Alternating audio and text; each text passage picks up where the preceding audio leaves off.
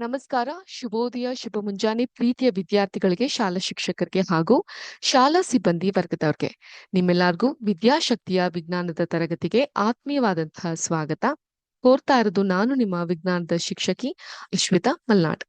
ಪ್ರಿಯ ವಿದ್ಯಾರ್ಥಿಗಳೇ, ಇವತ್ತಿನ ತರಗತಿಯಲ್ಲಿ ನಾವು ನಮ್ಮ ಪಾಠ ವಿದ್ಯುತ್ ಶಕ್ತಿಯ ರಾಸಾಯನಿಕ ಪರಿಣಾಮಗಳು ಈ ಒಂದು ಪಾಠದ ಕುರಿತಾದಂತಹ ಬಹು ಆಯ್ಕೆಯ ಪ್ರಶ್ನೆಗಳು ಮಲ್ಟಿಪಲ್ ಚಾಯ್ಸ್ ಕ್ವೆಶನ್ಸ್ ಗಳನ್ನ ನೋಡ್ತಾ ಹೋಗೋಣ.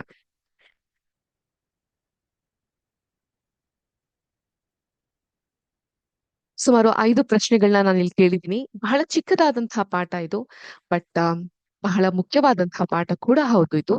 ವಿದ್ಯುತ್ ಪ್ರವಾಹದ ರಾಸಾಯನಿಕ ಪರಿಣಾಮಗಳು.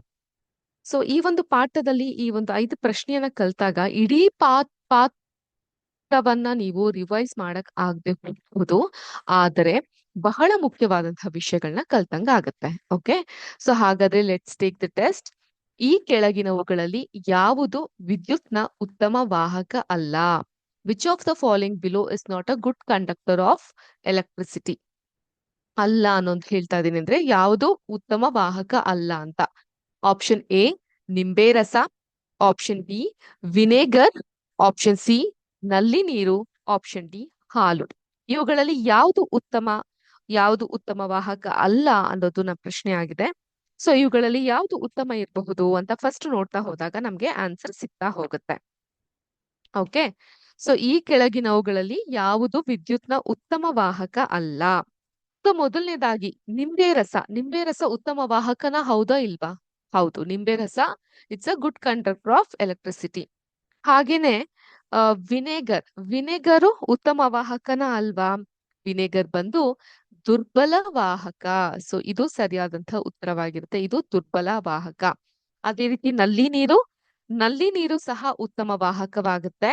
ಹಾಲು ಸಹ ಉತ್ತಮ ವಾಹಕ ಆಗುತ್ತೆ. ಸೊ ಇವೆಲ್ಲವೂ ಕೂಡ ಉತ್ತಮ ವಾಹಕ, ಆದ್ರೆ ವಿನೆಗರ್ ದುರ್ಬಲ ವಾಹಕ. ಆದ್ರಿಂದ ಸರಿಯಾದಂತಹ ಉತ್ತರ ವಿನೆಗರ್ ಆಗಿರುತ್ತೆ. ಈಗ ಉಪ್ಪನ್ನ ಆ ಸವಿತ ಅಂತ ಹೇಳಿದ್ರೆ ಯಾವ ಸವಿತ? ಆ ಸವಿತ ಅಂದ್ರೆ ಡಿಸ್ಟಿಲ್ಡ್ ವಾಟರ್ಗೆ ಕನ್ನಡದಲ್ಲಿ ಆ ಸವಿತ ನೀರು ಅಂತ ಕರಿತೀವಿ. ಅಥವಾ ಆ ಸವಿತ ನೀರನ್ನ ನಾವು ಇಂಗ್ಲಿಷ್ ಭಾಷೆಯಲ್ಲಿ distilled water, pure water, saline water ಅಂತ ಕರಿತೀವಿ. ಉಪ್ಪನ್ನ ಆ ಸವಿತ ನೀರಿನಲ್ಲಿ ವಿಲೀನಗೊಳಿಸಿದಾಗ, ಡಿಸಾಲ್ವ್ ಮಾಡಿದಾಗ ಉಪ್ಪಿನ ದ್ರಾವಣ ವಿದ್ಯುತ್ನ ಯಾವ ವಾಹಕವಾಗುತ್ತದೆ? ಐ ರಿಪೀಟ್, ಉಪ್ಪನ್ನ ಆ ಸವಿತ ನೀರಿನಲ್ಲಿ ಡಿಸಾಲ್ವ್ ಮಾಡಿದಾಗ ಈ ಉಪ್ಪಿನ ದ್ರಾವಣ ವಿದ್ಯುತ್ನ ಯಾವ ವಾಹಕವಾಗುತ್ತದೆ? ಆಪ್ಷನ್ ಎ ಉತ್ತಮ ವಿದ್ಯುತ್ ವಾಹಕ, ಆಪ್ಷನ್ ಬಿ ದುರ್ಬಲ ವಿದ್ಯುತ್ ವಾಹಕ, ಆಪ್ಷನ್ ಸಿ ನಿರೋಧಕ ವಿದ್ಯುತ್ ವಾಹಕ, ಹಾಗೂ ಆಪ್ಷನ್ ಡಿ ಮೇಲಿನ ಎಲ್ಲವೂ. ಸೊ ಯಾವ್ದಾಗುತ್ತೆ ನೋಡಿ? ನಾವು ಉಪ್ಪನ್ನ ಆಸವಿತ ನೀರಿನಲ್ಲಿ ವಿಲೀನಗೊಳಿಸಿದಾಗ ಅದು ಉಪ್ಪಿನ ದ್ರಾವಣ ಆಗ್ಬಿಡುತ್ತೆ. ನಮ್ಮೆಲ್ಲರಿಗೂ ಗೊತ್ತಿರೋ ಹಾಗೆ ಉಪ್ಪಿನ ದ್ರಾವಣ ಉತ್ತಮ ವಾಹಕನ ಅಥವಾ ಅದು ದುರ್ಬಲ ವಾಹಕನ? ಉತ್ತಮ ವಾಹಕ ಅಲ್ವಾ? ಆದ್ರಿಂದ ಡಿಸ್ಟಿಲ್ಡ್ ವಾಟರ್, ಆ ಸವಿತ ನೀರು ದುರ್ಬಲ ವಾಹಕ. ಸೊ ಇದು ಬ್ಯಾಡ್ ಕಂಡಕ್ಟರ್ ಆಫ್ ಎಲೆಕ್ಟ್ರಿಸಿಟಿ ಆಗುತ್ತೆ, ಆದ್ರೆ ಉಪ್ಪಿನ ದ್ರಾವಣ ಗುಡ್ ಕಂಡಕ್ಟರ್ ಆಫ್ ಎಲೆಕ್ಟ್ರಿಸಿಟಿ ಆಗುತ್ತೆ. ಆದ್ರೆ ಆ ಸವಿತ ನೀರಿನಲ್ಲಿ ಉಪ್ಪನ್ನ ವಿಲೀನಗೊಳಿಸಿದಾಗ ಅದು ಉಪ್ಪಿನ ದ್ರಾವಣನೇ ಆಗಿರೋದ್ರಿಂದ ಅದು ಉತ್ತಮ ವಿದ್ಯುತ್ ವಾಹಕವಾಗಿರುತ್ತೆ. ಸೊ ಇದು ಸರಿಯಾದಂತ ಉತ್ತರ. ಅರ್ಥ ಆಯ್ತಾ? ಸೊ ಅದೇ ರೀತಿ ಈ ನಲ್ಲಿ ನೀರು, ಕೈ ಪಂಪು, ಬಾವಿ ಮತ್ತು ಕೊಳದಲ್ಲಿ ಸಿಗುವಂತಹ ನೀರು ಶುದ್ಧ ನೀರಲ್ಲ. ಇದ್ರಲ್ಲಿ ಎಷ್ಟೊಂದು ಲವಣಗಳು ವಿಲೀನವಾಗಿರುತ್ತಲ್ವಾ, ಆದ್ರಿಂದ ಅವುಗಳೆಲ್ಲ ಗುಡ್ ಕಂಡಕ್ಟರ್, ವಿದ್ಯುತ್ನ ಉತ್ತಮ ವಾಹಕವಾಗಿರುತ್ತೆ. ಆದ್ರೆ ಡಿಸ್ಟಿಲ್ಡ್ ವಾಟರ್ ಲವಣ ಮುಕ್ತವಾಗಿರುತ್ತೆ, ಆದ್ರಿಂದ ಅದು ದುರ್ಬಲ ವಾಹಕ. ಆದ್ರೆ ಅದ್ರ ಜೊತೆಗೆ ಉಪ್ಪನ್ನ ನಾವು ಸೇರಿಸಿದಾಗ ಅದು ಉಪ್ಪಿನ ದ್ರಾವಣ ಆಗಿರೋದ್ರಿಂದ ಉತ್ತಮ ವಿದ್ಯುತ್ ವಾಹಕವಾಗಿ ಆಗುತ್ತೆ. ಓಕೆ, ನೆಕ್ಸ್ಟ್ ಮೂರನೇ ಪ್ರಶ್ನೆ. ಆಕ್ಸಿಜನ್ ಅನಿಲದ ಗುಳ್ಳೆಗಳು ಬ್ಯಾಟರಿಯ ಧನಾಗ್ರಹಕ್ಕೆ ಜೋಡಿಸಿದ ತುದಿಯಲ್ಲೂ ಹೈಡ್ರೋಜನ್ ಅನಿಲದ ಗುಳ್ಳೆಗಳು ಋಣಾಗ್ರಕ್ಕೆ ತುದಿಗೆ ಜೋಡಿಸಿದ ವಿದ್ಯುತ್ ಭಾರದಲ್ಲೂ ಉತ್ಪತ್ತಿಯಾಗುತ್ತದೆ ಅಂತ ತಿಳಿಸಿದಂತಹ ವಿಜ್ಞಾನಿ ಯಾರು? ಸೊ ಎಷ್ಟೋ ಜನಕ್ಕೆ ಈ ಡೌಟ್ ಇರುತ್ತೆ, ಏನಿದು ಧನಗ್ರಹ ಋಣಗ್ರಹ? ಈಗ ಒಂದು ಬ್ಯಾಟರಿಯನ್ನ ನೀವು ತೆಗೆದುಕೊಂಡಾಗ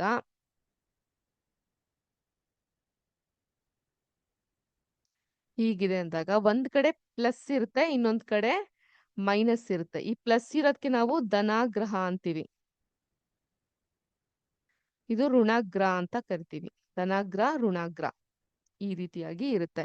ಸೊ ಇದನ್ನ ನಾವು ಕನೆಕ್ಟ್ ಮಾಡಿದಾಗ ಸೊ ಅಲ್ಲಿ ನೀರಿನ ಗುಳ್ಳೆಗಳು ಏಳ್ತಾ ಹೋಗುತ್ತೆ. ಏಳುವಂತಹ ಗುಳ್ಳೆಗಳು ಯಾವುದು? ಹೈಡ್ರೋಜನ್ ಹಾಗೂ ಆಕ್ಸಿಜನ್ ಆಗಿರುತ್ತೆ. ಆಯ್ತಾ? ಇನ್ನೊಮ್ಮೆ ಪ್ರಶ್ನೆಯನ್ನ ನೋಡೋಣ. ಆಕ್ಸಿಜನ್ ಅನಿಲದ ಗುಳ್ಳೆಗಳು ಬ್ಯಾಟರಿಯ ಧನಾಗ್ರ ಅಂದ್ರೆ ಪಾಸಿಟಿವ್ ಜೋಡಿಸಿದ ತುದಿಯಲ್ಲೂ, ಹೈಡ್ರೋಜನ್ ಅನಿಲದ ಗುಳ್ಳೆಗಳು ಋಣಾಗ್ರ ತುದಿಗೆ ಜೋಡಿಸಿದ ವಿದ್ಯುತ್ ದ್ವಾರದಲ್ಲೂ ಉತ್ಪತ್ತಿ ಆಗುತ್ತೆ ಅಂತ ಕಂಡು ಹಿಡಿದು ನಮ್ಗೆ ತಿಳಿಸಿದಂತಹ ವಿಜ್ಞಾನಿ ಸೈಂಟಿಸ್ಟ್ ಯಾರು? Option A Thomas Alva Edison, option B Isaac Newton, option C Louis Pasteur, option D William Nicholson. ಸರಿಯಾದಂತಹ ಉತ್ತರ ಯಾವುದು? ನಾವು ಪಾಠ ಮಾಡ್ತಿರ್ಬೇಕಾದ್ರೆ ಹೇಳಿದ್ವಿ, ಒಬ್ಬ ಬ್ರಿಟಿಷ್ ದೇಶಕ್ಕೆ ಸೇರಿದಂತಹ ರಾಸಾಯನಶಾಸ್ತ್ರಜ್ಞ, ಕೆಮಿಸ್ಟ್ರಿಗೆ ಸಂಬಂಧಪಟ್ಟಂತಹ ವಿಜ್ಞಾನಿ ಇದೊಂದು ಸಂಶೋಧನೆಯನ್ನ ಮಾಡಿದ್ದಾರೆ ಅಂತ. ಅವ್ರು ಬೇರೆ ಯಾರು ಅಲ್ಲ, ವಿಲಿಯಂ ನಿಕೋಲ್ಸನ್. ಓಕೆ, ನೆಕ್ಸ್ಟ್ ನಾಲ್ಕನೇ ಪ್ರಶ್ನೆ. ಬಯಸಿದ ಯಾವುದೇ ಲೋಹದ ಪದರವನ್ನ ಬೇರೊಂದು ವಸ್ತುವಿನ ಮೇಲೆ ವಿದ್ಯುತ್ ಶಕ್ತಿಯ ಸಹಾಯದಿಂದ ಲೇಪಿಸುವ ಪ್ರಕ್ರಿಯೆಗೆ ಏನೆಂದು ಕರೆಯುವರು? ಬಯಸಿದ ಯಾವುದೇ ಲೋಹದ ಪದರವನ್ನು ಬೇರೊಂದು ವಸ್ತುವಿನ ಮೇಲೆ ವಿದ್ಯುತ್ ಶಕ್ತಿಯ ಸಹಾಯದಿಂದ ಲೇಪಿಸುವ ಪ್ರಕ್ರಿಯೆಗೆ ಏನೆಂದು ಕರೆಯುವರು? ಆಪ್ಷನ್ ಎ ವಿದ್ಯುತ್ ಲೇಪನ, ಆಪ್ಷನ್ ಬಿ ಸಂಕ್ಷಾರಣ, ಆಪ್ಷನ್ ಸಿ ವಿದ್ಯುತ್ ಪದರ, ಆಪ್ಷನ್ ಡಿ ಆಪ್ಷನ್ ಎ ಮತ್ತು ಸಿ. ಆಪ್ಷನ್ ಎ ಯಾವ್ದಿದೆ? ವಿದ್ಯುತ್ ಲೇಪನ, ಲೇಪಿಸ್ತೀವಿ. ಆಪ್ಷನ್ ಸಿ ವಿದ್ಯುತ್ ಪದರದಂತೆ ಇರುತ್ತೆ. ಆದ್ರಿಂದ ಸರಿಯಾದಂತಹ ಉತ್ತರ ಆಪ್ಷನ್ ಎ ಮತ್ತು ಸಿ ಅಂತ ನೀವ್ ಅನ್ಕೊಂಡ್ರೆ ಅದು ತಪ್ಪಾಗಿರುತ್ತೆ. ಸರಿಯಾದಂತಹ ಉತ್ತರ ಆಪ್ಷನ್ ಎ ವಿದ್ಯುತ್ ಲೇಪನನೇ ಆಗಿರುತ್ತೆ. ನಿಮ್ಗೆ ಕನ್ಫ್ಯೂಸ್ ಮಾಡಕ್ಕೆ ಅಂತಾನೆ ನಾವೇನ್ ಹೇಳ್ತೀವಿ, ಬಿಸ್ಕೆಟ್ ಹಾಕೋದು ಅಂತ ಹೇಳ್ತೀವಲ್ವಾ. ಸೊ ಕನ್ಫ್ಯೂಸ್ ಮಾಡೋಣ ಅನ್ನುವಂತಹ ಕಾರಣಕ್ಕೆ ಇಂತಹ ಪ್ರಶ್ನೆಗಳನ್ನ ಪರೀಕ್ಷೆಯಲ್ಲಿ ಕೇಳ್ತಾರೆ. ಅರ್ಥ ಆಯ್ತಾ? ಸೊ ಆದ್ರಿಂದ ಅರ್ಥ ಮಾಡ್ಕೊಳ್ಳಿ, ನಾವು ಯಾವುದೇ ಒಂದು ಲೋಹದ ಪದರದ ಮೇಲೆ ಬೇರೆ ಒಂದು ವಸ್ತುವಿನ ವಿದ್ಯುತ್ ಶಕ್ತಿಯಿಂದ ಲೇಪನವನ್ನ ಹಾಕ್ಲಿಕ್ಕೆ ನಾವು ವಿದ್ಯುತ್ ಲೇಪನ ಅಂತ ಕರಿತೀವಿ. ಸೊ ಏನಂತ ಕರಿತೀವಿ? ವಿದ್ಯುತ್ ಲೇಪನ ಅಂತ ಕರಿತೀವಿ. ಈಗ ನಾವು ಜರ್ಮನ್ ಸಿಲ್ವರ್ ಅಂತ ಬರುತ್ತೆ, ಇಮಿಟೇಷನ್ ಜ್ಯುವೆಲರಿ ಅಂತ ಬರುತ್ತೆ. ಅದನ್ನೆಲ್ಲ ಹೇಗ್ ಮಾಡ್ತಾರೆ? ವಿದ್ಯುತ್ ಲೇಪನದ ಮೂಲಕ ಹಾಕ್ತಾರೆ. ವಿದ್ಯುತ್ ಲೇಪನವನ್ನ ಇಂಗ್ಲಿಷ್ ನಲ್ಲಿ ಎಲೆಕ್ಟ್ರೋಪ್ಲೇಟಿಂಗ್ ಅಂತ ಕರೀತಾರೆ. ಏನಂತ ಕರೀತಾರೆ? ಎಲೆಕ್ಟ್ರೋಪ್ಲೇಟಿಂಗ್ ಅಂತ ಕರೀತಾರೆ. ಸೊ ಇವಾಗ 1 ಗ್ರಾಮ್ ಗೋಲ್ಡ್ ಅಂದ ತಕ್ಷಣ, ಕರ್ಗಿಸಿದ ತಕ್ಷಣ 1 ಗ್ರಾಮ್ ಗೋಲ್ಡ್ ನಮ್ಗೇನ್ ಸಿಕ್ಬಿಡೋದಿಲ್ಲ. ಅದನ್ನ ಎಲೆಕ್ಟ್ರೋಪ್ಲೇಟಿಂಗ್ ವಿದ್ಯುತ್ ಲೇಪನದಿಂದ ಆ ಒಂದು ಮೆಟಲ್ ಏನಿದೆ ಆ ಮೆಟಲ್ ಮೇಲೆ, ಲೋಹ ಮೇಲೆ ಈ ಬಂಗಾರದಂತ ಹೊಳಪನ್ನ ಹಾಕ್ತಾರೆ, ಆ ಶೈನ್ ಅನ್ನ ಹಾಕ್ತಾರಷ್ಟೆ. ಈಗ ನೆಕ್ಸ್ಟ್ 5ನೇ ಪ್ರಶ್ನೆ. ವಿದ್ಯುತ್ ಹರಿಯಲು ಬಿಡುವ ಹೆಚ್ಚಿನ ದ್ರಾವಣಗಳು ಈ ಕೆಳಗಿನವುಗಳಲ್ಲಿ ಯಾವುದಾಗಿರುತ್ತದೆ? ವಿದ್ಯುತ್ ಹರಿಯಲು ಬಿಡುವ ಹೆಚ್ಚಿನ ದ್ರಾವಣಗಳು ಈ ಕೆಳಗಿನವುಗಳಲ್ಲಿ ಯಾವುದು ಆಗಿರುತ್ತದೆ? ಆಪ್ಷನ್ ಎ ಆಮ್ಲ, ಆಪ್ಷನ್ ಬಿ ಪ್ರತ್ಯಾಮ್ಲ, ಆಪ್ಷನ್ ಸಿ ಲವಣ, ಆಪ್ಷನ್ ಡಿ ಮೇಲಿನ ಎಲ್ಲವೂ. ಅರ್ಥ ಆಯ್ತಾ?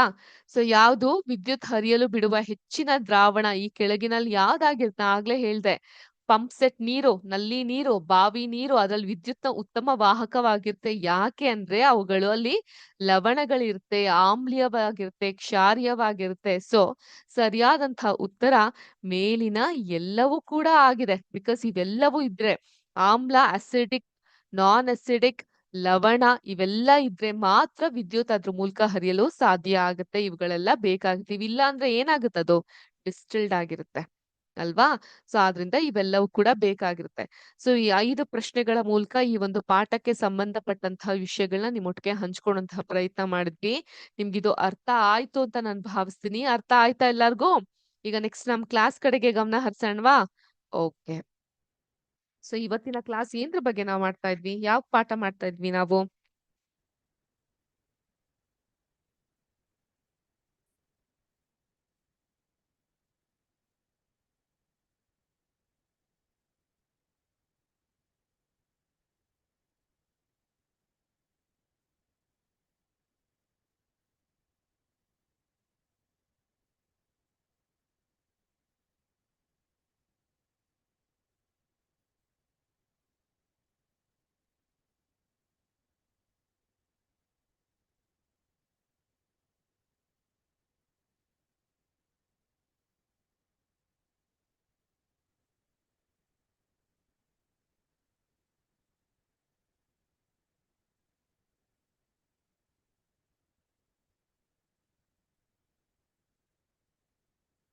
ಕೆಲವು ನೈಸರ್ಗಿಕ ವಿದ್ಯಮಾನಗಳು. ಸೊ ಈ ಒಂದು ಪಾಠದಲ್ಲಿ ನಾವು ಲಾಸ್ಟ್ ಟೈಮ್ ಏನ್ ಬಗ್ಗೆ ಕಲ್ತಿದ್ವಿ? ಲೈಟಿಂಗ್ ಬಗ್ಗೆ ಕಲ್ತಿದ್ವಿ. ಲೈಟಿಂಗ್, ಥಂಡರ್ ಇದನ್ನೆಲ್ಲ ಏನಂತ ಕರಿತೀವಿ? ಸೊ ಹಳೆ ಕಾಲದಲ್ಲಿ ಇದನ್ನೆಲ್ಲ ಒಂದು ಶಾಪ, ದೇವರಿಂದ ಉಂಟಾದಂತಹ ಕ್ರೋಧ, ಶಾಪ, ನಾವೇನೋ ತಪ್ಪು ಮಾಡ್ಬಿಟ್ಟಿದೀವಿ, ಅದಕ್ಕೆ ದೇವ್ರು ಹಿಂಗೆ ಶಾಪಿಸ್ತಾ ಇದ್ದಾನೆ ಅಂತ ಅನ್ಕೊಂತಾ ಇದ್ವಿ. ಆ ನಂತರ ಸಮಯ ಬದಲಾದಂತಲ್ಲ, ಜ್ಞಾನ ಅನ್ನೋದು ಮನುಷ್ಯರಲ್ಲಿ ಹೆಚ್ಚಾಗ್ತಾ ಬಂದಂತಲ್ಲ, ಸೊ ಅವರು ಲೈಟ್ನಿಂಗ್ ಅಂದ್ರೆ ಮಿಂಚುನ್ನ 1752ರಲ್ಲಿ ಕಂಡು ಹಿಡಿತಾರೆ. ಸೊ ಇದೇ ರೀತಿ 2000 ವರ್ಷಗಳ ಆದ್ಮೇಲೆ, ಅಂದ್ರೆ 2000 ಇಯರ್ಸ್ ಆದ್ಮೇಲೆ ನಮ್ಗೆ ಈ ವಿದ್ಯುತ್ ಆವೇಶ ಅಂದ್ರೆ ಏನು, ಅವುಗಳ ಗುಣಲಕ್ಷಣ ಅಂತ ಹೇಳಿದ್ರೆ ಏನು, ಇವುಗಳ ಬಗ್ಗೆ ನಮ್ಗೆ ಗೊತ್ತಾಗ್ತಾ ಬರುತ್ತೆ. ಈಗ ಸಾಮಾನ್ಯ ನಾವು ಚಿಕ್ಕ ಮಕ್ಳಿದ್ದಾಗ ಎಷ್ಟೊಂದು ಆಟಗಳನ್ನ ಆಡ್ತಾ ಇರ್ತೀವಿ. ಉದಾಹರಣೆಗೆ ಎರಡ್ ಕೈಗೆ ಈ ರೀತಿಯಾಗಿ ಉಜ್ಜೋದ್ ನೋಡಿ.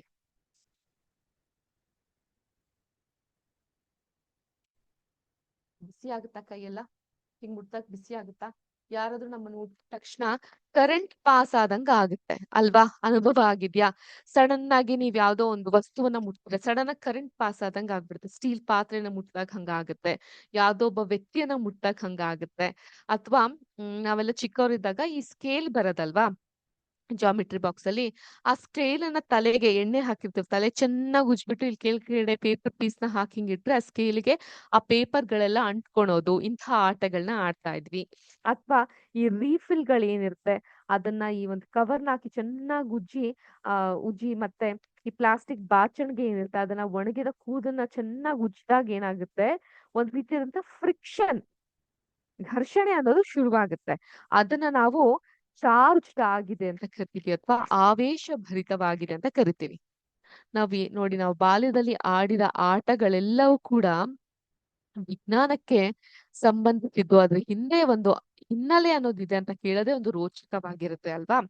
ಸೊ ಏನಾಗುತ್ತೆ, ಒಂದು ಪ್ಲಾಸ್ಟಿಕ್ ರೀಫಿಲ್ ಅನ್ನ ಪಾಲಿಥಿನ್ ನೊಂದಿಗೆ ರಭಸವಾಗಿ ಉಜ್ಜಿದಾಗ ಅದು ಆವೇಶ ಭರಿತಗೊಳ್ಳುತ್ತೆ. ಹಾಗೆಯೇ ಪ್ಲಾಸ್ಟಿಕ್ ಬಾಚಣಿಗೆಯನ್ನ ಒಣಗಿದ ಕೂದಲಿನ ಜೊತೆ ಉಜ್ಜಿದಾಗ ಅದೂ ಸಹ ಆವೇಶ ಭರಿತವಾಗಿರುತ್ತೆ. ಈ ಆವೇಶ ಭರಿತ ವಸ್ತುಗಳನ್ನ ನಾವು ಚಾರ್ಜ್ಡ್ ಅಂತ ಹೇಳ್ತೀವಿ.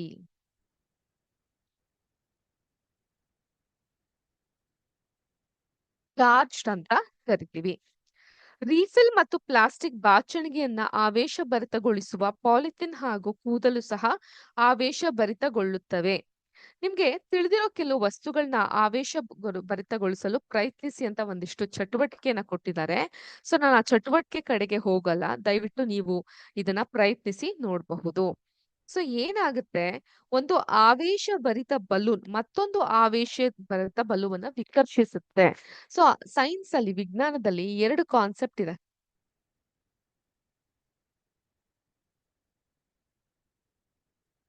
ಆಕರ್ಷಣೆ, ವಿಕರ್ಷಣೆ. ಆಕರ್ಷಣೆ ಅಂದ್ರೆ ಅಟ್ರಾಕ್ಟ್ ಮಾಡೋದು, ವಿಕರ್ಷಣೆ ಅಂದ್ರೆ ರಿಪೆಲ್ ಮಾಡೋದು. ಸೊ ನೀವೆಲ್ಲರೂ ಕೇಳಿರ್ಬಹುದು, ಮ್ಯಾಗ್ನೆಟ್ ನ ಒಂದು ತುದಿ ಇನ್ನೊಂದು ತುದಿ, ಅದೇ ಇನ್ನೊಂದು ಮ್ಯಾಗ್ನೆಟ್ ನ ಒಂದು ತುದಿ ಇನ್ನೊಂದು ತುದಿ. ಸೊ ಈಗ ಲೈಕ್ ಪೋಲ್ಸ್ ಯಾವಾಗ್ಲೂ ರಿಪೆಲ್ ಆಗುತ್ತೆ, ಅನ್ಲೈಕ್ ಪೋಲ್ಸ್ ಇದು ಅಟ್ರಾಕ್ಟ್ ಆಗುತ್ತೆ, ಇದು ಅಟ್ರಾಕ್ಟ್ ಆಗುತ್ತೆ ಅಲ್ವಾ? ಸೊ ಯಾವಾಗ್ಲೂ ಈ ಬಲೂನ್ಗಳಲ್ಲೂ ಅಷ್ಟೇ, ಆವೇಶ ಭರಿತವಾದಂತಹ ಬಲೂನ್ ಮತ್ತೊಂದು ಆವೇಶ ಭರಿತವಾದಂತಹ ಬಲೂನ್ ಅನ್ನ ರಿಪೆಲ್ ಮಾಡುತ್ತೆ, ವಿಕರ್ಷಿಸುತ್ತೆ. ಆದ್ರೆ ಅದೇ ರೀತಿ ಆವೇಶ ಭರಿತವಾದಂತಹ ರೀಫಿಲ್ ಮತ್ತೊಂದು ಭರಿತವಾದಂತಹ ರೀಫಿಲ್ ಅನ್ನ ವಿಕರ್ಷಿಸುತ್ತೆ. ಆದ್ರೆ ಒಂದು ಆವೇಶ ಭರಿತವಾದಂತಹ ಬಲೂನ್ ಮತ್ತೊಂದು ಆವೇಶಭರಿತವಾದಂತಹ ರೀಫಲ್ ಅನ್ನ ಆಕರ್ಷಿಸುತ್ತೆ. ಅದೇನ್ ಮಾಡುತ್ತೆ? ಆಕರ್ಷಿಸುತ್ತೆ. ಇದು ಬಲೂನ್ ಮತ್ತು ರೀಫಿಲ್ಗಳಲ್ಲಿ ಇರುವ ಆವೇಶಗಳು ಬೇರೆ ಬೇರೆಯವು ಅನ್ನೋದನ್ನ ಸೂಚಿಸುತ್ತೆ. ಹಾಗಾದ್ರೆ ನಾವು 2 ಬಗೆಯ ಆವೇಶಗಳನ್ನ ನೋಡ್ಬೋದು. ಒಂದೇ ರೀತಿಯ ಸಜಾತಿಯ ಆವೇಶಗಳು ವಿಕರ್ಷಿಸುತ್ತವೆ, ಅಂದ್ರೆ ಲೈಕ್ ಪೋಲ್ ಅಂತೀವಲ್ಲ ಆ ರೀತಿ, ಮತ್ತು ಬೇರೆ ಬೇರೆ ರೀತಿಯ ವಿಜಾತಿಯ ಆವೇಶಗಳು ಆಕರ್ಷಿಸುತ್ತೆ ಅಂತ ನಾವು ಹೇಳ್ಬಹುದು. ಸಾಮಾನ್ಯವಾಗಿ ರೇಷ್ಮೆಯ ಜೊತೆ ಉಜ್ಜಿದ ಗಾಜಿನ ಕಡ್ಡಿಯಲ್ಲಿನ ಆವೇಶಗಳನ್ನ ಧನ ಆವೇಶಗಳು ಅಂತ ಕರಿತೀವಿ. ವೆರಿ ಇಂಪಾರ್ಟೆಂಟ್, ನೋಟ್ ಮಾಡ್ಕೊಳ್ಳಿ, ಅಂಡರ್ಲೈನ್ ಮಾಡ್ಕೊಳ್ಳಿ. ಅವರೇ ಆಲ್ರೆಡಿ ಒಂದು ಬೋಲ್ಡ್ ಲೆಟರ್ಸ್ ಅಲ್ಲಿ ಅದನ್ನ ಹೈಲೈಟ್ ಮಾಡಿದ್ದಾರೆ. ಸಾಮಾನ್ಯವಾಗಿ ರೇಷ್ಮೆಯ ಜೊತೆ ಉಜ್ಜಿದ ಗಾಜಿನ ಕಡ್ಡಿಯಲ್ಲಿನ ಆವೇಶಗಳನ್ನ ನಾವು ಧನ ಆವೇಶ ಅಂತ ಕರಿತೀವಿ. ಉಳಿದ ಬೇರೆ ರೀತಿಯ ಆವೇಶಗಳು ಋಣ ಆವೇಶಗಳು ಅಂತ ಕರಿತೀವಿ. ಒಂದು ಆವೇಶಭರಿತ ಗಾಜಿನ ಕಡ್ಡಿಯನ್ನ ಪಾಲಿಥಿನ್ನ ಜೊತೆ ಉಜ್ಜಿ ಆವೇಶಗೊಳಿಸಿದ ಪ್ಲಾಸ್ಟಿಕ್ ಕೊಳವೆ ಅಥವಾ ನಲಿಕೆಯ ಬಳಿ ತಂದಾಗ ಅವೆರಡರ ನಡುವೆ ಆಕರ್ಷಣೆ ಉಂಟಾಗತ್ತೆ ಅನ್ನೋದನ್ನ ನಾವು ಗಮನಿಸಬಹುದು. ಪ್ಲಾಸ್ಟಿಕ್ ನಳಿಕೆಯಲ್ಲಿನ ಆವೇಶಗಳು ನಳಿಕೆಯ ಋಣ ಆವೇಶ ಹೊಂದಿರುತ್ತೆ ಅನ್ನೋದು ಸತ್ಯ. ಉಜ್ಜುವಿಕೆಯಿಂದ ಉತ್ಪತ್ತಿಯಾದ ವಿದ್ಯುತ್ ಆವೇಶಗಳು ಎಲೆಕ್ಟ್ರಿಕ್ ಚಾರ್ಜ್, ವಿದ್ಯುತ್ ಆವೇಶಗಳು ಅಂದ್ರೆ ಎಲೆಕ್ಟ್ರಿಕ್ ಚಾರ್ಜ್ ಸ್ಥಿರವಾಗಿ ಇರುತ್ತೆ. ಅವು ಸ್ವತಃ ಚಲಿಸೋದಿಲ್ಲ. ಈ ಆವೇಶಗಳು ಚಲನೆಯನ್ನ ವಿದ್ಯುತ್ ಶಕ್ತಿಯ ಉಂಟು ಮಾಡುತ್ತೆ. ನೀವು ವಿದ್ಯುತ್ ಶಕ್ತಿಯ ಬಗ್ಗೆ 6ನೇ ತರಗತಿಯಿಂದಲೂ ಕಲಿಯುತ್ತಾ ಇದ್ದೀರಾ. ವಿದ್ಯುತ್ ಮಂಡಲದಲ್ಲಿ ವಿದ್ಯುತ್ ದೀಪವನ್ನ ಉರಿಯುವಂತೆ ಅಥವಾ ವಾಹಕ ಕಾಂತಿಯ ಉಷ್ಣವನ್ನ ಹೆಚ್ಚಿಸುವುದೇ ವಿದ್ಯುತ್ ಆವೇಶದ ಚಲನೆ ಅಂತ ಹೇಳಬಹುದು. ಸೊ ಈಗ ಒಂದು ಚಟುವಟಿಕೆಯನ್ನ ನೋಡೋಣ. ಚಟುವಟಿಕೆ 15.4 ಪೇಜ್ ನಂಬರ್ 90ರಲ್ಲಿ ಆವೇಶಗಳ ವರ್ಗಾವಣೆಯ ಬಗ್ಗೆ ನಾವು ಒಂದು ಚಟುವಟಿಕೆಯನ್ನ ನೋಡೋಣ.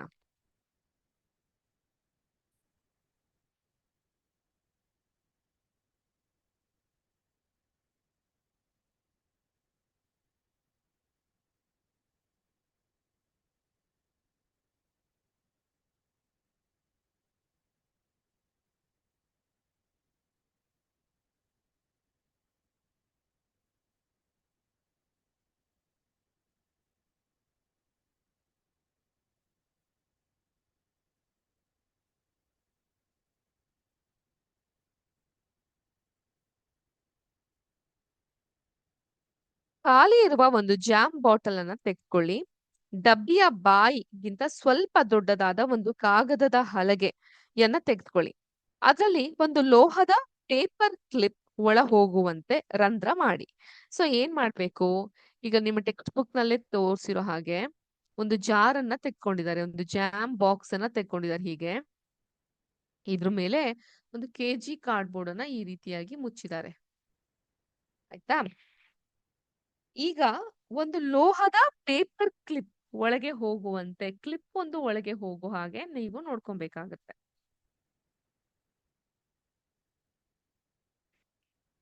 ಇದು ಕ್ಲಿಪ್ ಅಂತ ಭಾವಿಸಿ.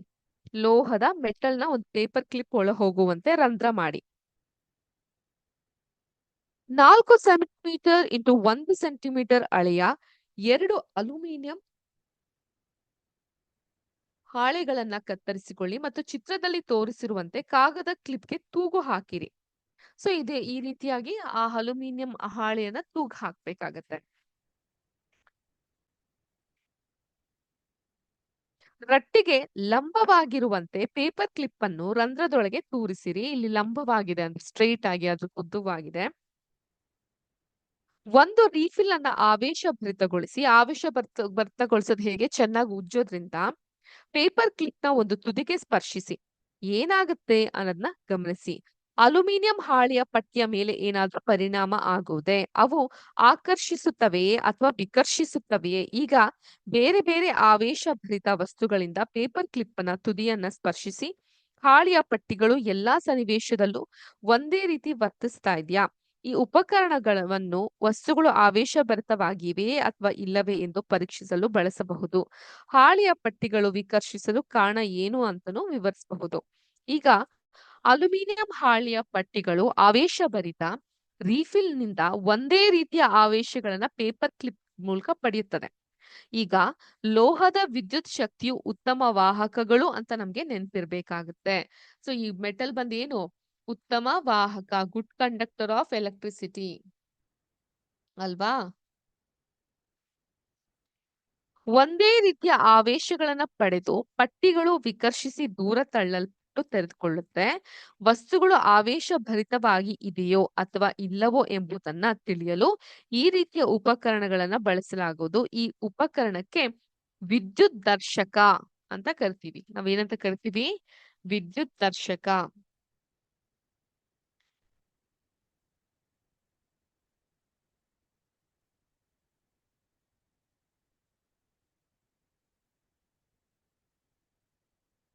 ಈಗ ಸೂಕ್ಷ್ಮ ದರ್ಶಕಕ್ಕೆ ನಾವು ಮೈಕ್ರೋಸ್ಕೋಪ್ ಅಂತ ಕರಿತೀವಿ. ಸೊ ದೂರದ ವಸ್ತುಗಳನ್ನ ವೀಕ್ಷಿಸುವಂತಕ್ಕೆ ನಾವು ಬಯೋಸ್ಕೋಪ್ ಅಂತ ಕರಿತೀವಿ. ಅದೇ ರೀತಿ ವಿದ್ಯುತ್ ಅನ್ನ ದರ್ಶನ ಮಾಡ್ಲಿಕ್ಕೆ ವಿದ್ಯುತ್ ದರ್ಶಕ ಅಥವಾ ಎಲೆಕ್ಟ್ರೋಸ್ಕೋಪ್ ಅಂತ ಕರಿತೀವಿ. ಹಾಗಾಗಿ ವಿದ್ಯುತ್ ಆವೇಶಗಳನ್ನ ಆವೇಶಭರಿತ ವಸ್ತುವಿನಿಂದ ಮತ್ತೊಂದು ವಸ್ತುವಿನ ಲೋಹದ ವಾಹಕದ ಮೂಲಕ ವರ್ಗಾಯಿಸಬಹುದು ಅಂತ ನಾವು ತಿಳಿಯಬಹುದು. ಸೊ ಅದು ಒಂದ್ ಕಡೆಯಿಂದ ಇನ್ನೊಂದ್ ಕಡೆಗೆ ನಾವು ಟ್ರಾನ್ಸ್ಫರ್ ಮಾಡಬಹುದು ಅನ್ನೋದು ಈ ಮೂಲಕ ನಮ್ಗೆ ತಿಳಿತಾ ಬರುತ್ತೆ. ಪೇಪರ್ ಕ್ಲಿಪ್ನ ತುದಿಯನ್ನು ನಿಧಾನವಾಗಿ ಕೈಗಳಿಂದ ಸ್ಪರ್ಶಿಸಿ ಮತ್ತು ಹಾಳೆಯ ಪಟ್ಟಿಯಲ್ಲಾಗುವ ಬದಲಾವಣೆಯನ್ನ ಗಮನಿಸಿ. ಅದು ತನ್ನ ಮೂಲ ಸ್ಥಾನಕ್ಕೆ ಬಂದು ನಿಲ್ಲುತ್ತದೆ. ಹಳೆಯ ಪಟ್ಟಿಯನ್ನ ಆವೇಶಭರಿತಗೊಳಿಸುವುದು ಮತ್ತು ಕೈಗಳಿಂದ ಸ್ಪರ್ಶಿಸುವುದನ್ನ ಪುನರ್ವರ್ತಿಸಿ. ಪ್ರತಿ ಬಾರಿಯೂ ಹಾಳೆಯ ಪಟ್ಟಿಯನ್ನ ಸ್ಪರ್ಶಿಸಿದಾಗ ಅದು ತನ್ನ ಮೂಲ ಸ್ಥಾನಕ್ಕೆ ಬರುತ್ತದೆ. ಹೀಗಾಗಲು ಕಾರಣ ಏನು? ಹಾಳೆಯ ಪಟ್ಟಿಯು ನಮ್ಮ ದೇಹದ ಮೂಲಕ ಆವೇಶಗಳನ್ನ ಭೂಮಿಗೆ ವರ್ಗಾಯಿಸುವುದೇ ಇದಕ್ಕೆ ಕಾರಣ. ಇದಕ್ಕೆ ಹಾಳೆಯ ಪಟ್ಟಿಗಳು ಆವೇಶರಹಿತಗೊಂಡವು. ಆವೇಶರಹಿತಗೊಂಡವು ಅಂದ್ರೆ ಡಿಸ್ಚಾರ್ಜ್ ಅಂತ ಹೇಳ್ತೀವಿ.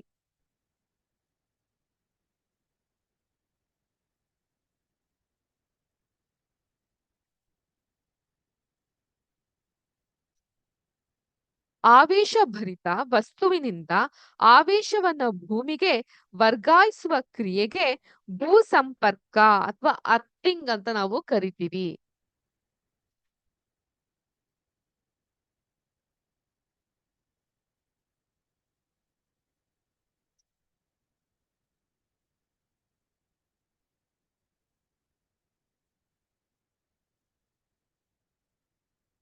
ಆವೇಶಭರಿತ ವಸ್ತುವಿನಿಂದ ಆವೇಶಗಳನ್ನ ಭೂಮಿಗೆ ವರ್ಗಾಯಿಸುವಂತಹ ಕ್ರಿಯೆಗೆ ಸೊ ವೆನ್ ವಿ ಟ್ರಾನ್ಸ್ಫರ್ ಎಲ್ಲಿಂದ ವಸ್ತುವಿನಿಂದ ಭೂಮಿಗೆ ವರ್ಗಾಯಿಸುವಂತಹ ಕ್ರಿಯೆಗೆ ಅದನ್ನ ನಾವು ಅರ್ಥಿಂಗ್ ಅಂತ ಕರಿತೀವಿ.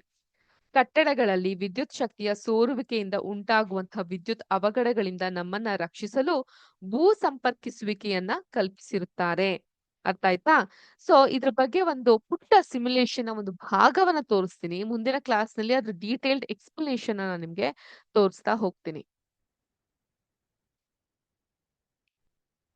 ಒಂದ್ ನಿಮಿಷ.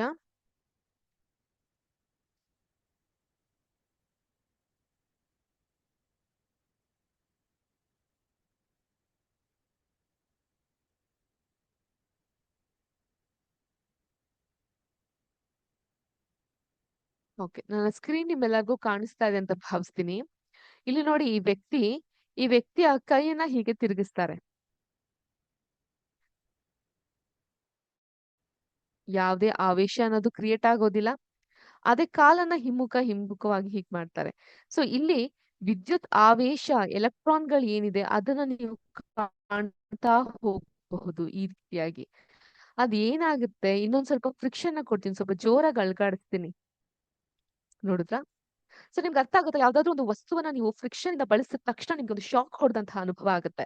ಯಾಕೆ ಹಂಗಾಗುತ್ತೆ ಅನ್ನೋದು ಇದೇ ಕಾರಣಕ್ಕೆ. ಕಾಲನ್ನ ಈ ರೀತಿ ಅಲ್ಗಾಡ್ಸೋದ್ರಿಂದ, ನಿಧಾನವಾಗಿ ಮಾಡೋದ್ರಿಂದ ಫ್ರಿಕ್ಷನ್ ಅನ್ನೋದು ಅಷ್ಟು ಕ್ರಿಯೇಟ್ ಆಗೋದಿಲ್ಲ. ಸೊ ಅದನ್ನ ನಾನು ನಿಧಾನವಾಗಿ ನೋಡಿ, ನಾನು ಇಷ್ಟೇ ಮಾಡ್ತೀನಿ.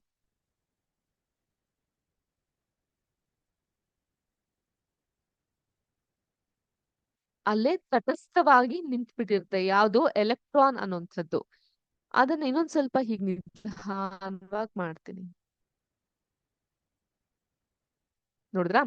ಸೊ ಇದನ್ನ ನಾನು ಇಷ್ಟು ಫಾಸ್ಟ್ ಆಗಿ ಮಾಡಿದಾಗ ಬೇಗ ಅದು ಹೋಗಿ ತಲುಪಿ ಅಲ್ಲಿಂದ ಒಂದು ಅರ್ಥಿಂಗ್ ಅಂತ ಹೇಳಿದ್ರೆ ಏನಾಗುತ್ತೆ, ಆವೇಶಭರಿತವಾದಂತ ವಸ್ತು ಯಾವ್ದಿಲ್ಲ ಆವೇಶಭರಿತವಾಗಿತ್ತು, ಈ ಕಾಲಿನ ಭಾಗ ಆವೇಶಭರಿತವಾಗಿರ್ತೋ ಅಲ್ಲಿಂದ ಈ ಎಲೆಕ್ಟ್ರಾನ್ ಅನ್ನೋದು ಪಾಸ್ ಆಗಿ ಭೂಮಿಗೆ ಅಥವಾ ಹೊರಭಾಗಕ್ಕೆ ಸಂಪರ್ಕಿಸುವಂತಹ ರೀತಿಯನ್ನ ನಾವು ಅರ್ಥಿಂಗ್ ಅಂತ ಕರಿತೀವಿ. ಇದನ್ನ ಈ ಸಿಮ್ಯುಲೇಷನ್ ಮೂಲಕ ನಾವು ತಿಳ್ಕೊಡುವಂತಹ ಒಂದು ಪ್ರಯತ್ನವನ್ನ, ಪುಟ್ಟ ಪ್ರಯತ್ನವನ್ನ ಮಾಡಿದ್ವಿ. ಮುಂದಿನ ಕ್ಲಾಸ್ ನಲ್ಲಿ ಇನ್ನು ಡೀಟೇಲ್ ಆಗಿ as we go ahead in the class ಇನ್ನು ಡೀಟೇಲ್ ಆಗಿ ಈ ವಿಷಯಗಳನ್ನ ನಿಮ್ಗೆ ತಿಳಿಸುವಂತಹ ಪ್ರಯತ್ನವನ್ನ ಮಾಡ್ತೀವಿ. ಈಗ ಆವೇಶಗಳ ವರ್ಗಾವಣೆ ಅನ್ನೋದು ಹೇಗಾಗುತ್ತೆ ಅನ್ನೋದನ್ನ ನೀವು ತಿಳ್ಕೊಂಡ್ರಿ.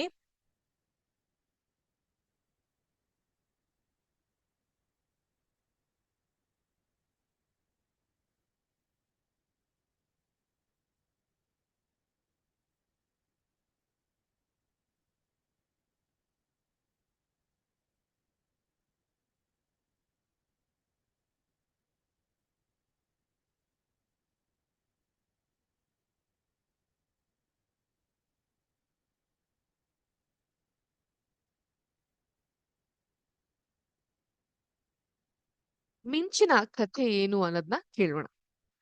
ಈಗ ಉಜ್ಜುವಿಕೆಯಿಂದ ಉತ್ಪತ್ತಿಯಾದ ಆವೇಶಗಳ ಆಧಾರದ ಮೇಲೆ ಮಿಂಚನ್ನ ವಿವರಿಸಲು ಸಾಧ್ಯ.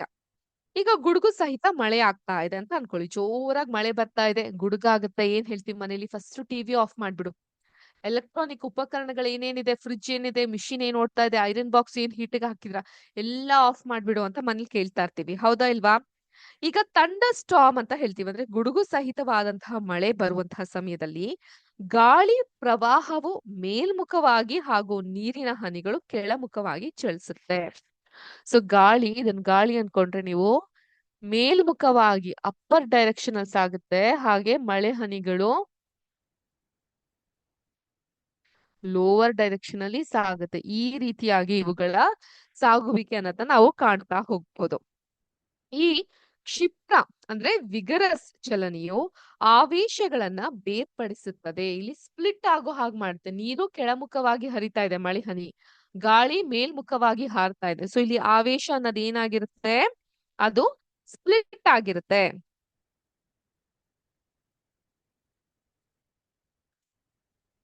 ಇಲ್ಲಿಯವರೆಗೂ ಪೂರ್ಣವಾಗಿ ಅರ್ಥವಾಗದ ಈ ಕ್ರಿಯೆಯಲ್ಲಿ ಧನ ಆವೇಶಗಳು ಮೋಡಗಳ ಮೇಲ್ಭಾಗದ ಅಂಚಿನಲ್ಲೂ, ಋಣ ಆವೇಶಗಳು ಮೋಡಗಳ ಕೆಳಭಾಗದ ಅಂಚಿನಲ್ಲೂ ಶೇಖರಣೆಗೊಳ್ಳುತ್ತೆ ಮತ್ತು ಧನ ಆವೇಶಗಳು ಭೂಮಿಯ ಸಮೀಪದಲ್ಲೂ ಸಹ ಶೇಖರಣೆ ಆಗ್ತಾ ಬರುತ್ತೆ.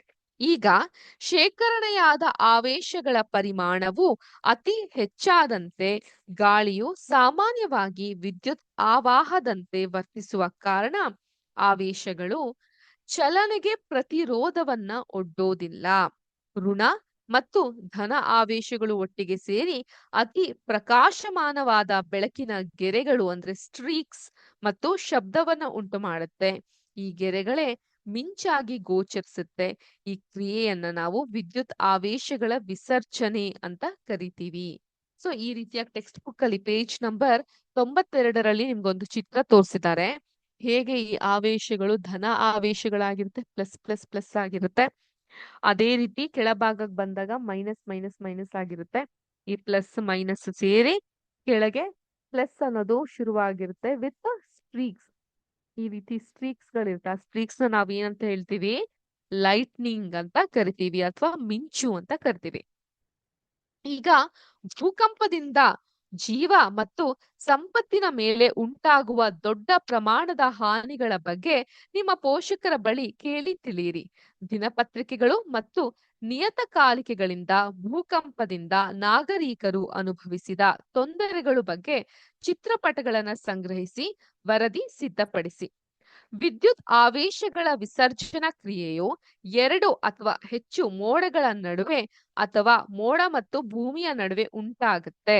ಸೊ ನಮ್ಗೆಲ್ಲರಿಗೂ ಗೊತ್ತಿರೋ ಹಾಗೆ ಒಂದು ಮೋಡ ಇನ್ನೊಂದು ಮೋಡಕ್ಕೆ ಡಿಕ್ಕಿ ಹೊಡೆದಾಗ ಗುಡುಗು ಅನ್ನೋದು ಉಂಟಾಗುತ್ತೆ ಅಂತ ಕೇಳಿರ್ತೀವಿ. ಅದೇ ರೀತಿ ಮೋಡ ಮತ್ತೆ ಮೋಡಗಳ ನಡುವೆ ಆಗುವಂತಹ ಕ್ರಿಯೆ ಮಾತ್ರ ಅಲ್ಲ, ಮೋಡ ಮತ್ತು ಭೂಮಿಯ ನಡುವೆ ಕೂಡ ಉಂಟಾಗುತ್ತೆ. ಇತ್ತೀಚಿನ ದಿನಗಳಲ್ಲಿ ನಮ್ಮ ಪೂರ್ವಜರು ಹೆದರಿದಂತೆ ನಾವು ಮಿಂಚಿಗೆ ಹೆದರುವಂತಹ ಅವಶ್ಯಕತೆ ಇಲ್ಲ. ಈಗ ನಮಗೆ ಮೂಲ ವಿದ್ಯಮಾನ ಅರಿವಾಗಿದೆ. ಅಂದ್ರೆ ಏನು ಪ್ರಾಕ್ಟಿಕಲ್ ಆಗಿ ಏನ್ ನಡೀತಾ ಇದೆ ಅನ್ನೋದ್ರ ಬಗ್ಗೆ ನಮ್ಗೊಂದಿಷ್ಟು ನಾಲೆಜ್ ಇದೆ. ಈಗ ನಮ್ಮಲ್ಲಿರುವಂತ ಅರಿವನ್ನ ಹೆಚ್ಚಿಸಲು ಕಠಿಣ ಪರಿಶ್ರಮ ಪಡ್ತಾ ಇದ್ದಾರೆ. ಆದಾಗ್ಯೂ ಮಿಂಚು ಜೀವ ಮತ್ತು ಆಸ್ತಿಯನ್ನ ನಾಶ ಮಾಡಬಲ್ಲದು. ಅದರಿಂದ ಸೂಕ್ತ ಪರಿಹಾರೋಪಾಯಗಳನ್ನ ನಮ್ಮನ್ನ ನಾವು ರಕ್ಷಿಸ್ಕೊಳ್ಬೇಕು. ಎಷ್ಟೋ ಸಲ ಮಿಂಚು ಹೊಡೆದು ಸಾವನ್ನಪ್ಪಿದ್ದಾರೆ ಅಂತ ಕೇಳಿರ್ತೀರ. ಸೊ ಮಿಂಚು ಬಂದಾಗ ನಮ್ಮನ್ನ ನಾವ್ ಹೇಗ್ ಕಾಪಾಡ್ಕೊಬಹುದು? ಸೊ ಮಿಂಚು ಬರೋದ್ರಿಂದ ನಮ್ಗೆ ಉಂಟಾಗುವಂತಹ ಸಮಸ್ಯೆಗಳಾದ್ರೂ ಏನು? ಸುರಕ್ಷಿತ ಸ್ಥಳವಾದ ಶೋಧ ನಾವ್ ಹೇಗ್ ಮಾಡ್ಬೇಕು? ಅವೆಲ್ಲವನ್ನ ನಾವು ಮುಂದಿನ ಕ್ಲಾಸ್ ನಲ್ಲಿ ನೋಡೋಣ ಅಂತ ಹೇಳ್ತಾ, ಇವತ್ತಿನ ಕ್ಲಾಸ್ ನಿಮ್ಗೆ ಇಂಟ್ರೆಸ್ಟಿಂಗ್ ಆಗಿತ್ತು ಅಂತ ಭಾವಿಸ್ತೀನಿ. ಮತ್ತೆ ಮುಂದಿನ ಕ್ಲಾಸ್ ನಲ್ಲಿ ಭೇಟಿಯಾಗೋಣ. ಅಲ್ಲಿವರೆಗೂ ಶುಭ ದಿನ. ಜೈ ಹಿಂದ್, ಜೈ ಕರ್ನಾಟಕ ಮಾತೆ, ಜೈ ವಿದ್ಯಾಶಕ್ತಿ. ನಮಸ್ಕಾರ.